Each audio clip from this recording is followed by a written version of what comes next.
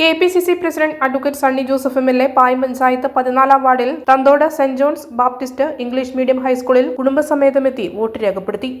രാവിലെ തന്നെ ഞാനും ഭാര്യ സമേത വോട്ട് രേഖപ്പെടുത്തി. വലിയ പ്രതീക്ഷയിലാണ് ഐക്യജനാധിപത്യ മുന്നണി.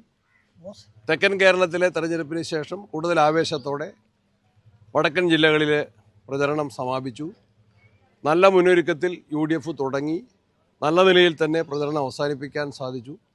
തികഞ്ഞ വിജയപ്രതീക്ഷയിലാണ്. സർക്കാരിൻ്റെ ജനദ്രോഹ നയങ്ങൾക്കെതിരെയുള്ള വലിയൊരു ജനവിധി ഉണ്ടാകും. അതിനുവേണ്ടിയാണ് ഞങ്ങൾ പ്രചരണം നടത്തിയത്.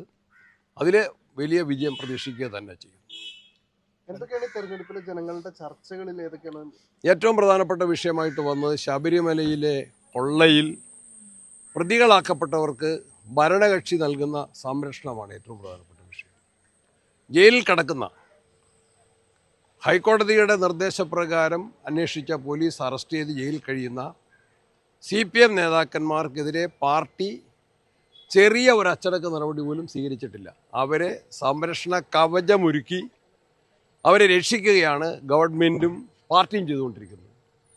കൂടുതൽ പ്രതികളുണ്ട്, ഉന്നതന്മാർ ഇനിയും വരേണ്ടതുണ്ട് എന്ന് ഹൈക്കോടതി വ്യക്തമായ പരാമർശനം നടത്തിയിട്ട് ആഴ്ചകൾ കഴിഞ്ഞിരിക്കുകയാണ്. ആ പ്രതികളിലേക്ക് എത്തിയിട്ടില്ല. തെരഞ്ഞെടുപ്പിനിടയിൽ അന്വേഷണം ആരോപിച്ചിരിക്കുകയാണ്. നഷ്ടപ്പെട്ട കോടിക്കണക്കിന് രൂപയുടെ സ്വർണം തിരികെ പിടിക്കാനുള്ള നടപടിയും സ്വീകരിച്ചിട്ടില്ല. ജനങ്ങൾ ഇതിൽ വലിയ പ്രതിഷേധമുള്ളവരാണ്. വിലക്കയറ്റം, കാർഷിക മേഖലയുടെ തകർച്ച, തൊഴിലില്ലായ്മ, അക്രമ രാഷ്ട്രീയം, വന്യമൃഗശല്യം, തീരദേശ മേഖലയുടെ പ്രതിസന്ധികൾ, പ്രയാസങ്ങൾ, ഇതെല്ലാം തന്നെ അഴിമതി, ഇതെല്ലാം തന്നെ ഗൗരവമേറിയ വിഷയങ്ങൾ തന്നെയാണ്. ഇതെല്ലാം ഗവൺമെൻറ്റിനെതിരെ ജനങ്ങളെ ചിന്തിപ്പിക്കുന്ന കാര്യങ്ങളാണ്. ഇതിലെല്ലാം ശക്തമായ പ്രചരണം നടത്തിയിട്ടുണ്ട്. അതിന് വലിയ ജനപിന്തുണയാണ് ലഭിച്ചുകൊണ്ടിരിക്കുന്നത്. ഈ ശബരിമല സ്വർണ്ണക്കൊള്ളയിൽ മന്ത്രിമാർക്കുപരിയായി മുഖ്യമന്ത്രിയിലേക്ക് ഉൾപ്പെടെ, അതായത് അത്തരം വലിയ ഉന്നതരിലേക്ക്, അത് മന്ത്രിമാരെന്ന് പറയുന്നത് മാത്രം ചുരുക്കുന്നതിൽ അർത്ഥമില്ല, അതിലും വലിയ കോടതി തന്നെയാണ് അതിന് വ്യക്തമായ സൂചന നൽകിയത്. കൂടുതൽ ഉന്നതന്മാർ ഇതിൽ പ്രതികളാണ് എന്ന് കേരള ഹൈക്കോടതി പറയുന്നു. നമുക്കറിയാം, ജയിൽ കിടക്കുന്ന പത്മകുമാറിൻ്റെ സ്റ്റേറ്റ്മെൻറ്റിൽ മുൻ മന്ത്രി ഉണ്ട് എന്ന് മാധ്യമങ്ങൾ തന്നെയാണ് പറഞ്ഞത്. എന്നാൽ പിന്നീട് അദ്ദേഹത്തെ ചോദ്യം ചെയ്തിട്ടില്ല, ആ മുൻ മന്ത്രിയെ ചോദ്യം ചെയ്തിട്ടില്ല. പ്രതികളാക്കേണ്ടവരെ രക്ഷിക്കുന്ന കാര്യമാണ് ഇപ്പോൾ ഗവൺമെൻറ് ആലോചിക്കുന്നത്.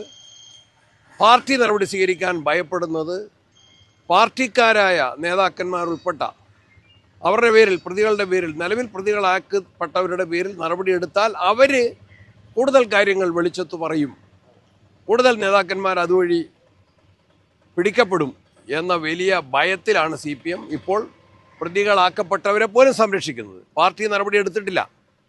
അത് വളരെ ഗൗരവത്തിൽ കാണുന്ന വിഷയം തന്നെയാണ്.